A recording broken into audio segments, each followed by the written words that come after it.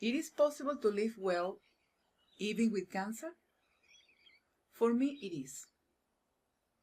Even after the diagnosis, I made a deep decision to live with quality of life. Because for me, living well is a choice. I am Anna, counselor and cancer survivor, offering emotional support while you follow your medical team. The decision to live with quality of life is something we choose. It's a decision. One that is made and sustained every single day. Having cancer does not mean losing the possibility of living well. It invites us to ask, quality of life with cancer in relation to what? Or to whom? What does it mean for you, deep inside, to have quality of life? It's true. There are many and new aspects to manage, things that were no part of your daily life before. But even with this cancer journey, do you believe you can begin to live with quality of life in your current circumstance? Perhaps the real question is, where does this all begin? In action? In the mind? In what you believe? Or in what others think? I invite you to give yourself a moment, simply to observe this with you.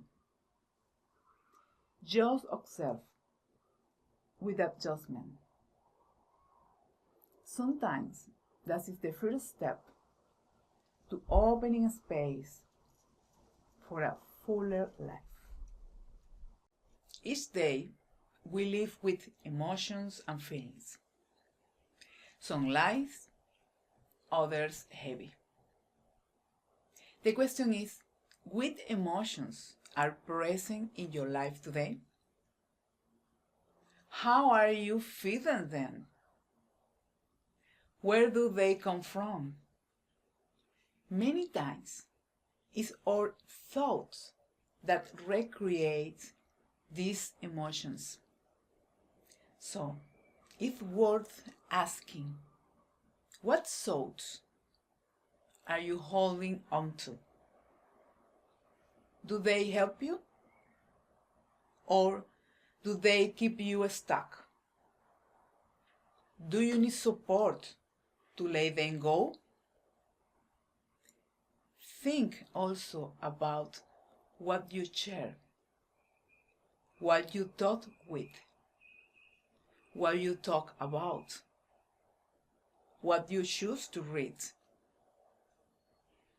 and the tone you use when speaking to yourself.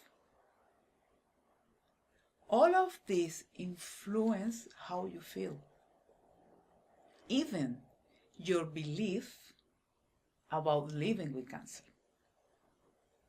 and about your life itself can shape the way you walk through this process.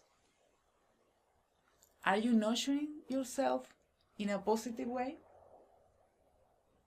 Are you choosing your thoughts consciously? Because the way we think influences how we feel. The message we send to our body and the ones our body sends back are part of a constant dialogue. Our way of thinking affects our mood or attitude, and above all, the focus with which we walk each day. And this in turn influence our physical body, our energy, and the way we live each moment. Shifting the focus of your energy on what nourishes you is essential. Many times we keep giving energy and time to situations, places, or people that have already fulfilled their purpose in your life, that are no longer in harmony with what you need today. And it's okay to let them go. The invitation is to pay attention and dedicate yourself to what brings you real well-being in your mind, in your emotions, in the way you care for your body. This is part of self-caring during cancer, a gentle way to protect your energy and focus on what truly nourishes you. To do it in an integrated way, caring for your sleep, your food, your rest, your exercise, your thoughts, your feelings, your relationship, your inner growth, and even your work or profession. Ask yourself, how am I using my time? What benefits is bringing me? Does I do give meaning to my life and to those around me? And if you see you can improve it, do it in small, steady steps. Steps that are manageable for you.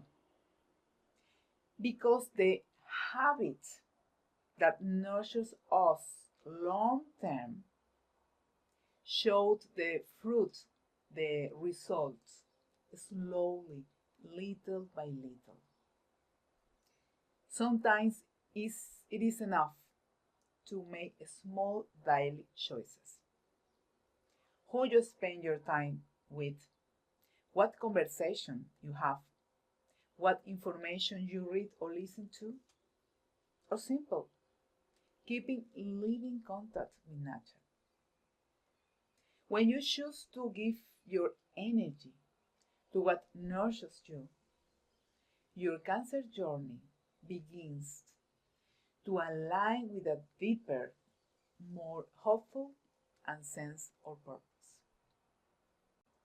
Listen to your body during cancer is vital. If your body is tired and asks for rest, allow yourself to give it. Sometimes just half an hour of rest helps you regain energy and continue what you were doing. And if not, that is okay too. You can choose another lighter activity, something that requires less effort, but still nourishes you. With time, you build a closer relationship with your body. You get to know it. You understand it. You learn to work with it instead of against it. And little by little, you discover a better way to function together. Respecting its rhythms and finding new forms of well-being. This is a gentle way of coping with cancer day by day. It's true that treatments can be tiring, that pain sometimes appears. But even in the middle of it all, there is always the possibility of finding ways to feel better in your way, with that works for you. It may be listening to a song that connects you with calm, practicing a visualization that motivates you, maybe reading something inspiring that strengthens your belief, or nurturing yourself with good food, taking a short walk, simply doing what brings you well-being. That is why it's so important to strengthen your relationship with your body, to learn to listen to it, to recognize what it needs and what it asks for. Remember that your mindset is key. That way of thinking, that inner software you carry within, it is what moves your energy and helps you sustain your quality of life with cancer, even in the middle of treatment. It is the heart of your healing process. You might think your plans and dreams have failed, that you won't be able to achieve them. Perhaps some have changed, but others can evolve, transform, take new shape.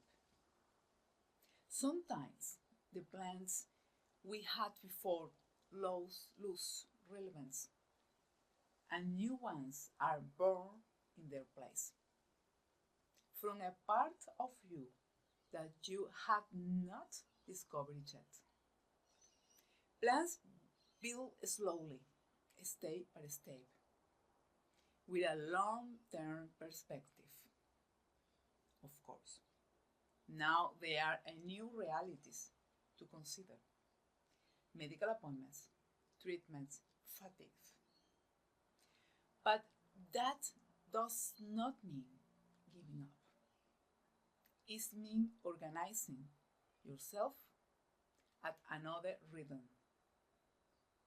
And in that process, new skills appear, talents you didn't know you had, or talents you can now use differently.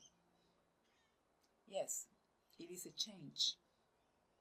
It is different. But it is also possible. Plans don't need to be huge to have meaning. It could be something as simple as practicing yoga twice a week to stretch the body and relieve cramps from treatment. Or maybe largest projects, financial goals, professional goals, life goals. The important thing is to remember dreams do not disappear. They transform with you, even in your cancer journey. Quality of life always begins inside, with the decision to sustain it each day. From there, you can ask for support from your family. Seek the resources you need, and also recognize that many times the resources are already in you, in your soul, in what you believe, in what drives you, in nature, in animals, in your own will. Always remember, you have the final word if your life, if your decision. If this content has inspired you, please give a like, share with someone who may need emotional support on the cancer journey, and subscribe to the channel so we can keep walking this path together. In the next video, I will talk about a very human topic, the sad days during living with cancer. Take care of yourself, staying positive, and see you in the next video. Bye bye.